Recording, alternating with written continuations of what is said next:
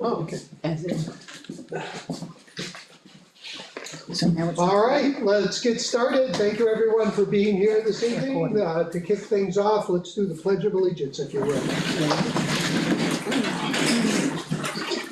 Okay, I pledge allegiance to the flag of the United States of America and to the republic for which it stands, one nation, under God, indivisible, with liberty and justice for all. Thank you very much. All right, well, I'm happy to see there's probably ample parking out there for everyone to take. As we know, these races are uncontested, so I think that pretty well explains only our greatest fans are here. So we should be very appreciative that they're here.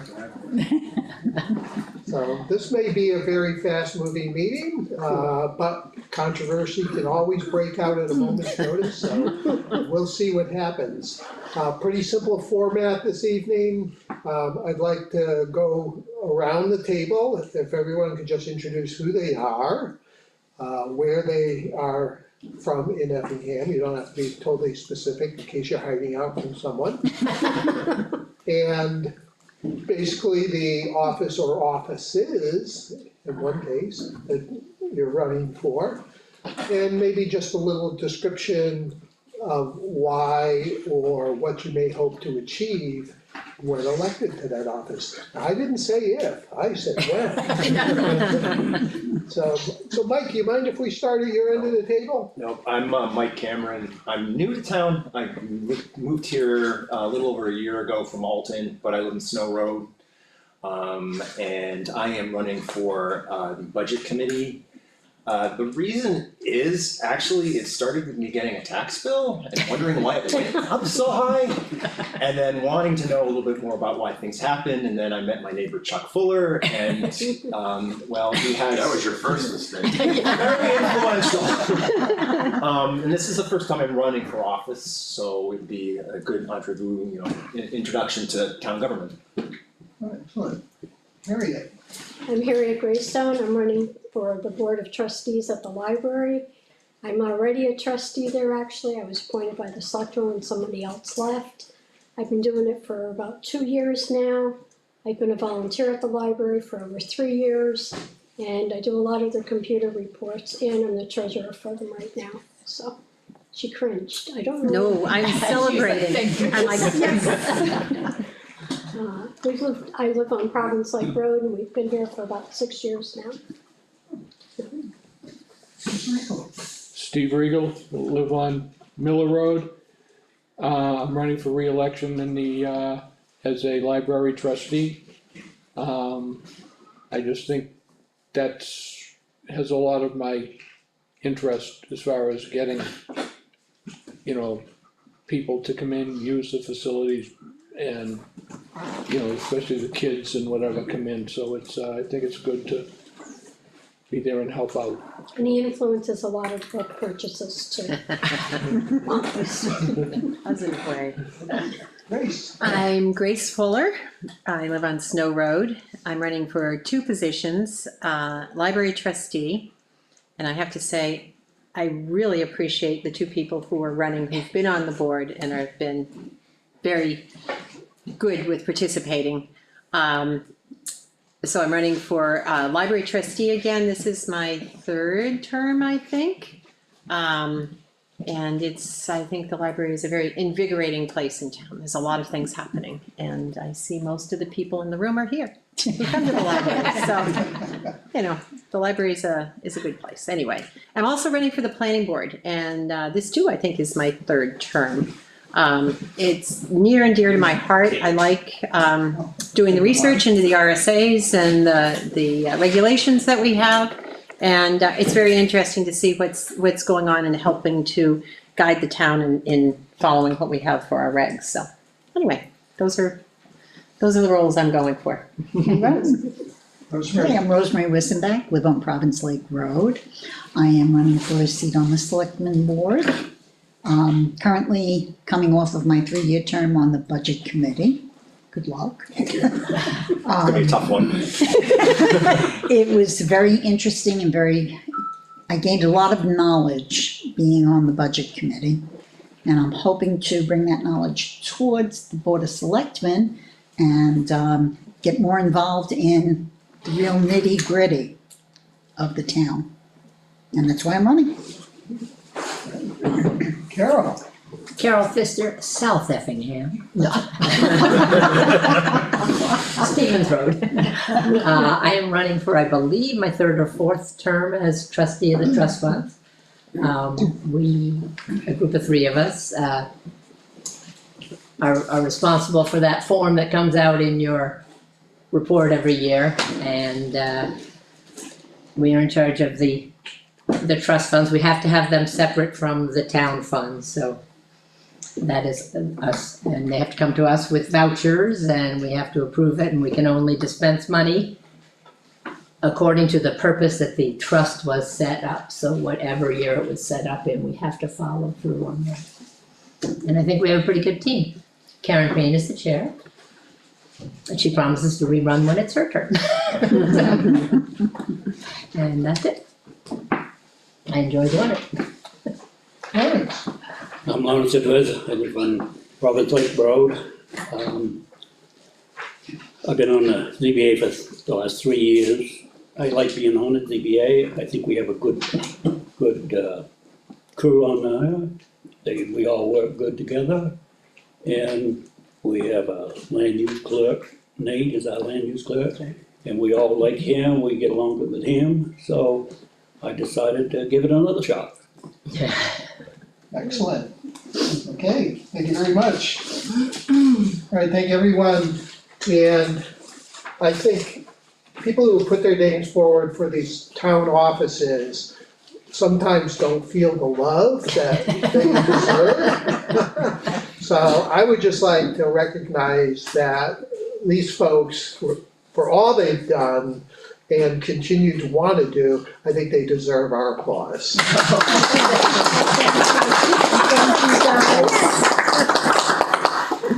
Thank you very much. And I'm very glad to see some new blood, sorry. It's true, That's right. it's true. Someday you will be the one that Yes, everybody that's says, right. ah, maybe You might boot me out, I don't know. Some of our candidates were not here this evening for a variety of reasons.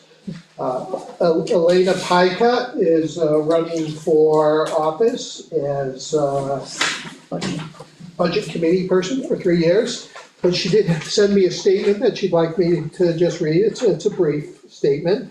She says, "I look forward to serving the town and preparing the annual budget for review and approval by the voters. I bring over a decade of professional experience in municipal government to this role, including responsibility for departmental budgets and in capital improvements planning. I've lived here on Elm Street in Effingham for most of my life." So that's the statement from Elena. May she enjoy her landslide victory at the poll. We also have Gary Jewell, who's running for the planning board. He was unable to be here this evening. And Maureen, help me pronounce her name. Hillsman. Wolfing Hillsman, is on the ballot as supervisor of the checklist for a one-year position, but she has decided to withdraw her name from that race. You can still vote for her if you like, but she is not planning to take that office should she prevail. I will mention there are a couple of other open seats. There is another 3-year term on the ZBA, and people are, we're live, by the way, online now. People are free to get their friends together and write their name in if they want to take a position like that. The other thing that can happen is if that position is not filled, a person who's interested can be appointed to it by, for example, the ZBA, they can appoint an interested person to that. So there's opportunities to join the excitement of being on a town committee. There is also one open 3-year term on the budget committee. so that as well. And of course, with Maureen pulling out of the one-year position for supervisor of the checklist, that's an opportunity as well for someone to put their name forward. Because the filing period is passed, the ballots are printed, all that sort of thing. The only course forward to get into those positions, as I mentioned. But they're not overly difficult to obtain. In fact, if you can fog that mirror, you know that's a. Usually, and I've done a few of these as town moderator, we would open this up for questions from the audience. Now, we've got a very high quality audience here, even if there's a fairly small head count. So I would like to open this up to anybody to ask a question of anyone, but let me call on you as everyone shoots your hands up in the air here. Somebody's gotta have something they wanna ask these folks up here. We could use the Socratic method. Will you call on them? We would not do that, and we'll never see them again. How about you folks, would you like to have a discussion amongst yourselves about something? I mean, Mike, you're a new guy, I bet people are wondering about you because you have not been in the local mix. Would you like folks to quiz you on something? I do have a question. Okay, So Mr. you did mention that, you saw your tax bill, so that's basically what Yeah, enhanced you the yep. budget committee. What portion of the tax bill did you look at to worry about it? I mean, because versus the schools counting and count, Well, I think part of it is I came from Alton, Lakefront. okay? So Alton has a valuation, what, 20 times greater than the town of Effingham? Oh, yeah. So I understood, I came to Effingham because I wanted more space than, the area I was living in was getting built up. Right. It was getting busier and it was losing its character and it seemed that money was kind of taking over. So we decided to find a place and we found Effingham, it's beautiful, there's a lot more space. And I understood going in that that's an issue, but I mean, I came from a house that had 4 bedrooms and a garage and I paid $3,900 in taxes and now I'm paying $7,400 for a 2-bedroom, 1-bathroom house. Okay, yeah, That's shocking. And not only that is it increased over this last year by 20%. And I wanted to know why. It seems to me, it's my understanding that it is the school that's driving most of this. And so I did call the school district first to find out, because I couldn't see, quickly on their website where, and I did finally find it, where their budget is, and I wanted to find out what the formula was. And I found out that it's, 75% based on the average student ratio and then 25% on the valuation. And that was set back in 1963, and to me that seems like things have really changed since 1963. And it seems patently unfair to me that you can have this whole school district determine 2/3 of your budget and, with so little control over the town itself. So I think that's where my research has ended on that. I know that the school district is driving it, and I understand certain costs are fixed based on contracts, but it just it's very interesting to me. So I thought I'd want to dive into it, and then I talked to Chuck, and here we are. So, I mean, I did some other research, like Effingham's, its own valuation is increasing by less than 1% a year. I think it was like, in 2019, it was somewhere around 205 million, and now it's 214 million. So each year incrementally, it's only grown by 0.8%, something like that. So you're not having lots of houses being built. I don't see Walmart building a big distribution center. Your tax base is not increasing. I'm just gonna interrupt you for 1 second, but this year, it's our 5-year evaluation. Yeah, I Everybody just, gets evaluated. I know that, but I think. It's gonna go up. It is gonna go up, but you know, it's based on the same amount of real estate, Right. you haven't increased your actual real estate. You know, it's, yes, it is gonna increase, but relatively speaking, the equalization ratio is taking care of that now, right? Am I correct in that? Yes. So, I don't know if I answered your question, but that's kind of interest. Oh, yeah, thank you. Yeah. Well, I can weigh in, how about that? There Yes, you you go. can. Okay, I'm the Effingham representative to Governor Wentworth Regional School District and a member of the Finance Committee. And I will say, yes, the taxes, because of the school system, are enormous. Why are they enormous? Because the state is inadequately funding education for us.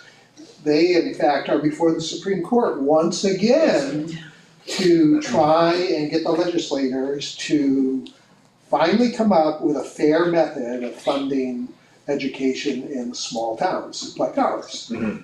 If you live in Nashua, you live in Manchester, you don't have a problem with that because, you know, as you said, you've got a huge tax base and so forth. But for small towns where the only revenue we have here, for all practical purposes, is our property tax. That's it. Now, we have a legislature, I also, full disclosure, I ran for state representative this past November for our district. Did not get in there, the other party went in. But there is a steady progression of reducing funding from the state to the towns. And making it worse by using this scheme called education freedom accounts to funnel money out of public schools to pay for private schools, mostly for people who already are wealthy. So there's a 1-2 punch there for us in terms of this. It's gotta change, that it's unsustainable, we cannot continue to take up the slack for what the state refuses to fund. And that's really, in a nutshell, the problem. It's not that the school district has an overly inflated budget. The budget is fine. It's just the funding side of it is what's broken. And they just seem to feel at the state level that we can just keep flowing it down to the towns and their property tax, and so far, nobody's complaining. But that's not true. I think we're hitting a point where everyone's going to say, we can't sustain this. But even in the microcosm that is the Wentworth School District, Governor Wentworth School District. Yep. You already have very wealthy towns mixed with very poor towns. Yep. So what is the pulse on whether or not this school district would agree to modify their own formula, which I understand is slightly different than other school districts which have a much greater ratio of valuation across the district than this one does? We pay less in Effingham per student than the other towns. You do? We do. In fact, Wolfboro and Tuftonboro pay the most. They pay more per student. I have a question on that. Is that students that actually attend the schools, or does that include all the kids that are homeschooled? It's really attending, but it's a good question, because with these new education freedom accounts, that money does come out of the public school system, out of the education trust fund. So that's money we never get, and it goes directly to whatever private schools. Now, the interesting thing here. But if they're you know, homeschooled, they're not. You're not certified for homeschool. No, but there Because I keep is, hearing more kids are being homeschooled in Effingham. Yeah, I think but they're eligible for those funds, if they apply for them, But you don't get any funds if they're in a private home. Yeah, they do for education freedom accounts, yeah, they're eligible for those. So you can get $5,000 per student for students that you're homeschooling through the education freedom account. It pains me to say that. And if you have multiple students, and the thing about these accounts, one is you only need to qualify once, and then that's it, forever until you're no longer a student when you age out. It doesn't matter if next year your parents win the lottery and you're a multimillionaire, you still get your money. And you're never required to reapply. I mean, people who go on welfare and other assistance programs, they're constantly having to reapply. For some reason, education freedom accounts are forever. Yes. No, I didn't want to interrupt that, I wanted to wait until you were finished. Oh, okay. So these are a lot of problems, and it's administered by some secret organization in New York State that does not release information about the money. Okay, so it Live free or die. gets better and better all the time. And they want to expand the program. It was originally intended to cost about $180,000 a year. First year was almost $20 million statewide. How much for this school district is that? I don't have a number for our district. One of the issues in Carroll County is we don't have a lot of private schools. You have Brewster Academy and, what's the other one? The Christian Christian. one? Yeah, right. Yeah. So, unlike other areas where there's more of a choice, you don't have much here. And I don't remember the exact number, but it's a very small number of students in our district who have enrolled for it. And probably the majority of them are homeschoolers, actually. Yeah, it's something to really look into, and it's gotten a lot of press fortunately this year. The problem with Concord is they do a budget, which they're in the middle of doing right now, and the budget's for 2 years. So it's not like they're gonna revisit it next year and try to fix things. Now, of course, the Supreme Court may come down with a ruling and say, well, you're in violation, just like they were in the Claremont decision 30 years ago, and they did not comply. Apparently, there was this habit of not complying with laws. I don't know what's going on. But, that could happen, and then there are other things where the budget is gonna get busted. They have all these lawsuits for, the home there, what's the name of it? Anyways, Oh, right. The youth center, Yeah. which could, Yeah. which could be hundreds of millions of dollars that'll come out of the state budget in awards, depending upon, what the verdicts are. So there are a lot of things happening. I don't wanna derail the conversation with all of that, but the reality is, for our small towns, the big dog of school funding is what's hurting us. And we gotta fix it. Mr. Edwards? If we could get rid of this formula and go to 100% evaluation, our taxes would be cut right in half. But the next thing is to get the get the formula out of the way so that we could go to 100%. But correct me if I'm wrong, that would require a vote of the district, and Wolfboro and Tufton Borough have no interest in overturning that formula. Of course. So we're never gonna win that vote, ever.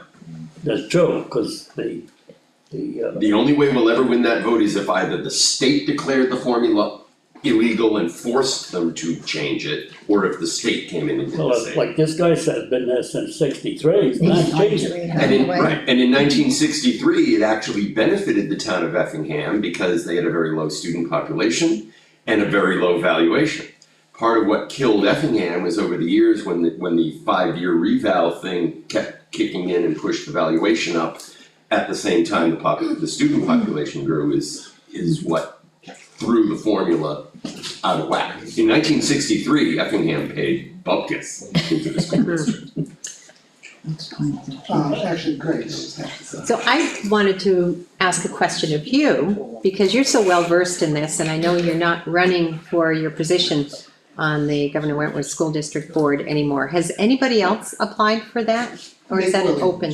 Nate Williams will be running for that position, yep. Okay, And as far as I know, he's the only candidate, okay. also running unopposed. Did he run last time also? That name He sounds did. familiar. He did, yeah, he ran against me last time.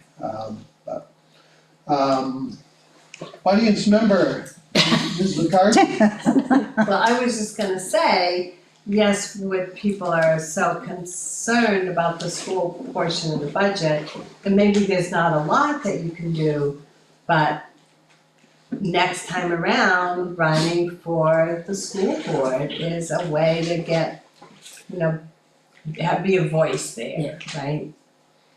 I was very disappointed with how few people came to the deliberative session. Yeah, and that's What were there, always 50 very Out of 7 poorly towns, attended. Yeah. Snowstorm. way out there. Well, No, there wasn't snow on that day, Yeah, it was, a Yes, little it bit, not really, yeah. that was sissy.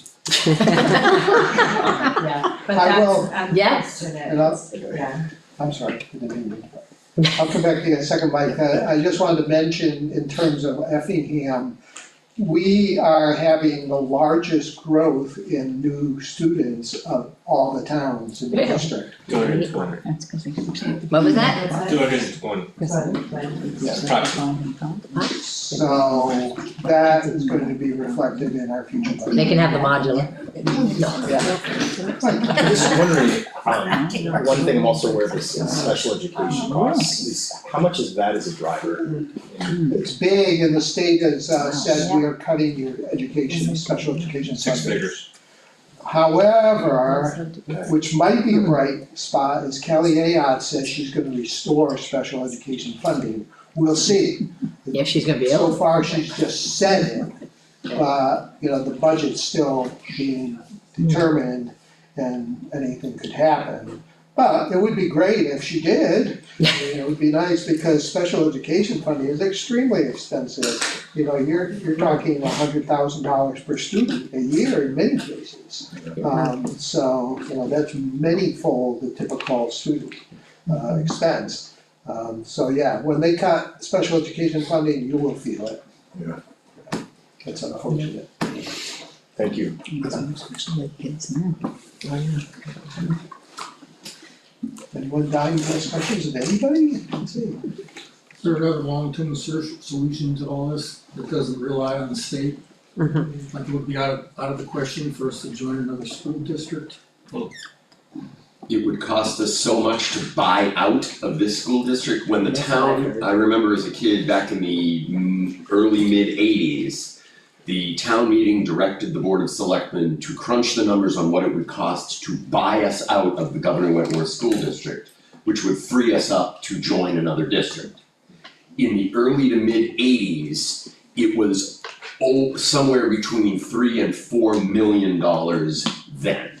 Now, I guarantee you can add another digit to the front. This town would never be able to afford to do it. There is no way. We are stuck.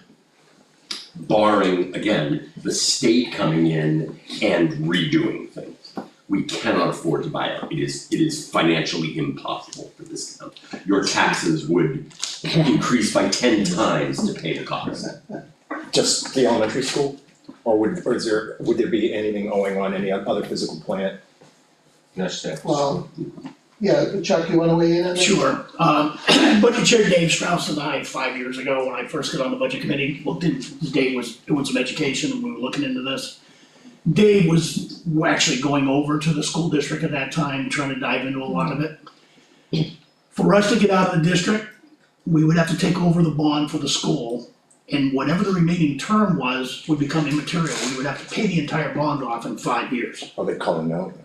And by the time we looked at the cost of that, the multi-millions per year it was gonna cost us to get out of it into our own system, it doesn't even become a discussion item. So it's not feasible at this point to do it because of the cost to get out. It's really, and I know it sounds funny to say, but FAM really has a good deal in terms of the school district. It's the funding that's the problem. Right. There are other towns who are asking to join Governor Wentworth, other surrounding towns. Freedom's one.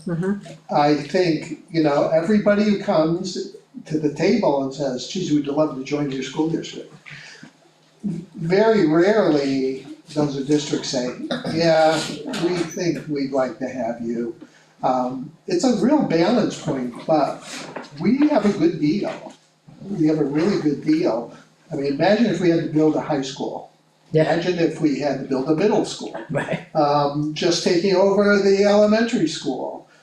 All of the different things that come with it, you've got things like the athletics that, all happen in Wolfboro, of course. You have the arts center, things like that you wouldn't have if you had a smaller independent school district.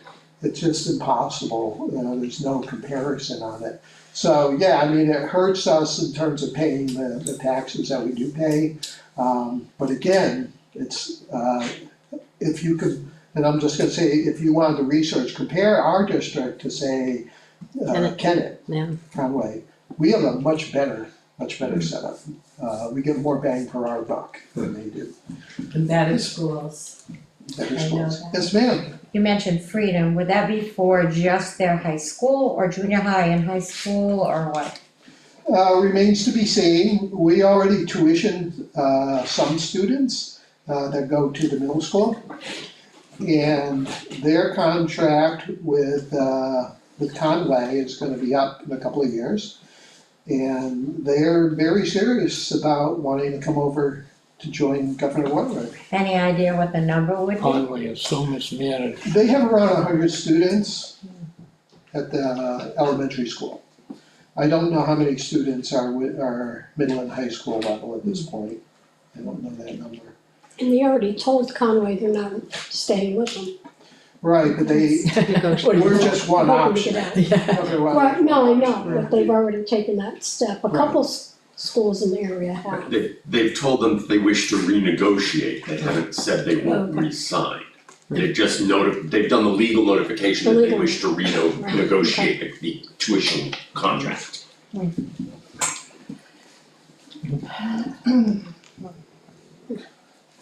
How many students does this district have room for?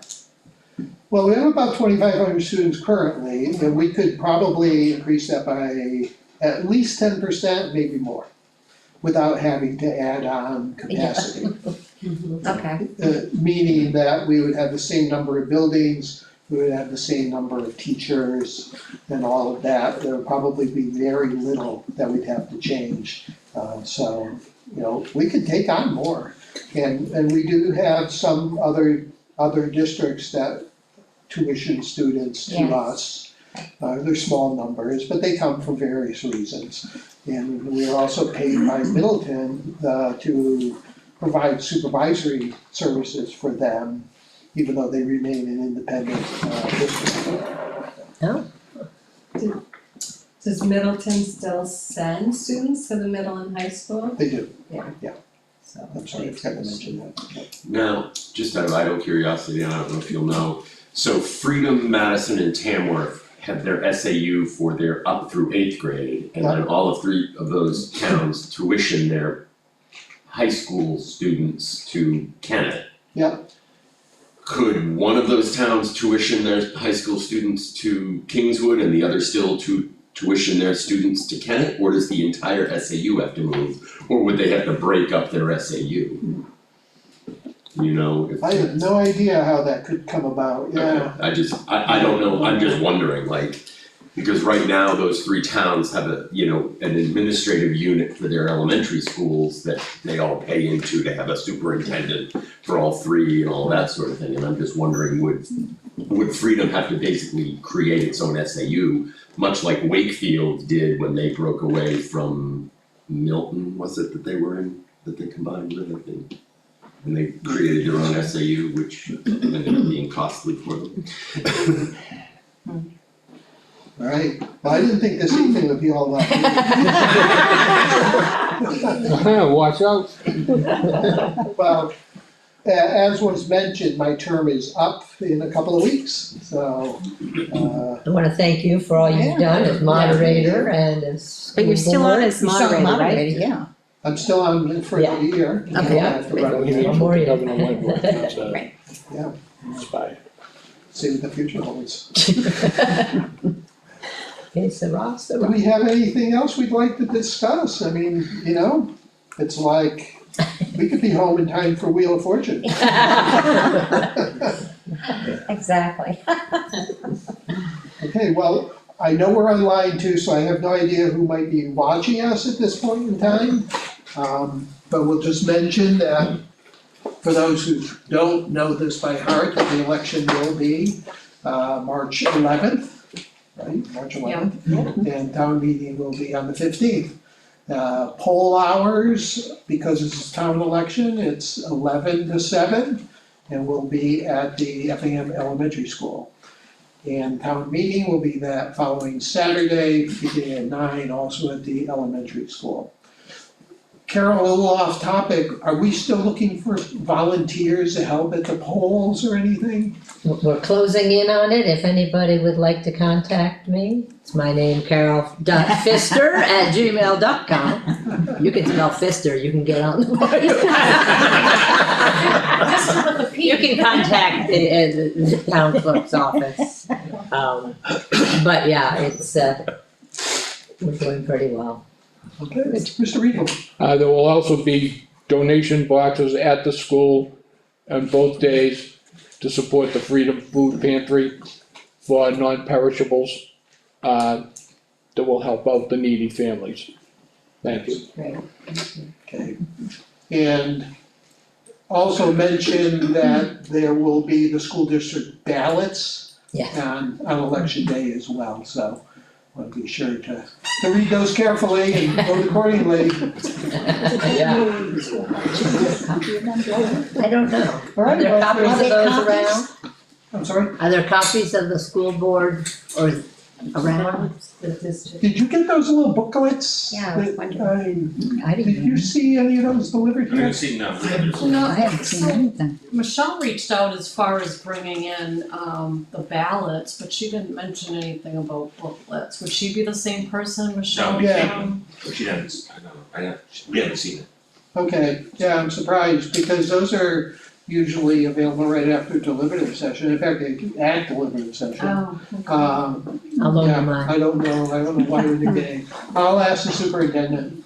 Yeah. And why maybe we- are they available on the website, on the district website? Yeah, you can go to the website for all that information, I know sometimes that website is so sort of Yeah. huge that drilling down to the information you need seems a little daunting, but. Before you're done, I would like to make an announcement about the election. Everybody go to the town webpage under supervisors and please read the new laws about registering to vote in New Hampshire. Okay, there are new laws, we're not using affidavits anymore. You have to prove citizenship. Even if you voted here before and you left and you came back, you have to prove it again. And new registrations come with everything, passport, birth certificate, whatever you have. And if you're a woman who got married, you better bring your birth certificate. Driver's license.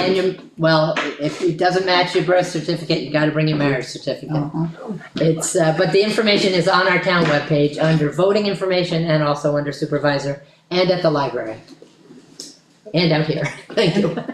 That's for new registration. That's for new registrations. Anybody, yes, if you're currently registered in New Hampshire town, you don't have to prove citizenship. Everybody else has to. You just have to have identification, like the driver's license. But not for citizenship. It's passport or birth certificate only. No, he meant. What if you have the real? Oh, for ID, Current. for ID, yes, yes. Photo What if ID. you have real ID? Could No. they vote? No. No, not for citizenship, but you can use it for, And another wrinkle is if you had chosen at some point in time to get off the rolls, right?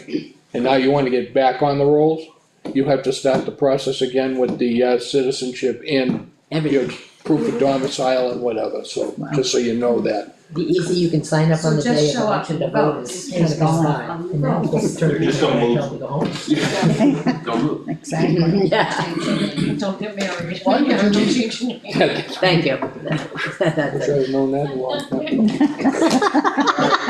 Well, the I 18-year-olds expect out it to be That's pretty- probably not as a highly attended election as we had in November, which was. 1,008. 1,008 Yeah, people. it was pretty insane, Amazing. so hopefully this will be a lot easier on us. Town elections usually are anyways, but, this one I expect will be, because there's no races here. I know. There's nobody to be mad at somebody or anything.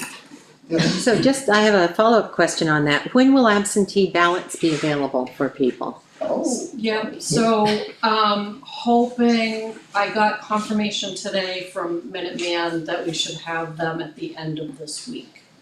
Okay, thank you. and not to state the obvious, because I think everybody knows that Alan Curtis is no longer the clerk, and that Andrea is now. He stepped down recently, so. Andrea is bravely trying to take on getting up to speed, and fortunately, she's been with the town long enough, she already knows a lot. But go easy on it, please. Let's be very gentle. Be It kind, was sudden. be kind at the window, folks. But thank you. Yes. He does have an assistant too. Yes. Soon, yeah, she Soon. didn't get here fast enough, but. Yeah, right. Yes. She's not yours till after I know. town meeting. Mine. Till then. Still not very happy with you poaching our, member. Listen, Hey, No, listen. I have a fun office. Steve, I look at it from the standpoint, money coming in. Yeah, right. Could've Yes. found out the talent other places, you just Maureen take our walked girl. through that door smiling and with both feet, and we said, God I bless. think we're That's pretty all. much it, but you know, while we have the bully pulpit, Grace, you wanna tell everybody what's gonna be having a coffee hour at the library tomorrow? I'm giving you an opening. You give me an opening to talk about the library, I will Uh-oh, tell here you. we go. But tomorrow actually is really exciting because at the coffee hour, we have somebody who's gonna be talking about coffee. Coffee roasting, yes. So we have a local coffee roaster who roasts incredible coffee, who's going to be in explaining the process. It's so fascinating, all the different nuances of where you buy the beans and, you know, how you roast them and how you grind them and so forth. And he'll have samples. That would get So, me up with and of that. course, we always have. Coffee tomorrow. I will. Yes. In there. We always have good baked goods too, so we have, I'll mention that, and then I'll also mention the book sale that we have the week after town meeting on March 22nd. It's going to fill the gym at the elementary school. So it is, 8 to 9 is early bird, we actually charge if people wanna come for early bird and get best dibs on all the books. People should bring their own bags. I mean, you'll have some, but. Oh, we'll have, yes, they certainly are welcome to bring their own bags, but then it opens up at 9 o'clock, and there's actually going to be a cafe there as well, and music entertainment. Wow. So, the 22nd is a good time to come and support your library, against that Yes. will allow us to buy And new they have- books. And they have over 100 boxes already at the school, ready to be. Yeah. Yes. Another 20. Banana boxes for the most part, so there's a few more to go. So thank you for that opening. Appreciate it. Forgot to say it's 10 o'clock tomorrow, so 10 o'clock. Yes. Oh, yes, coffee hour is at 10 o'clock. Thank you, everyone. Thank you.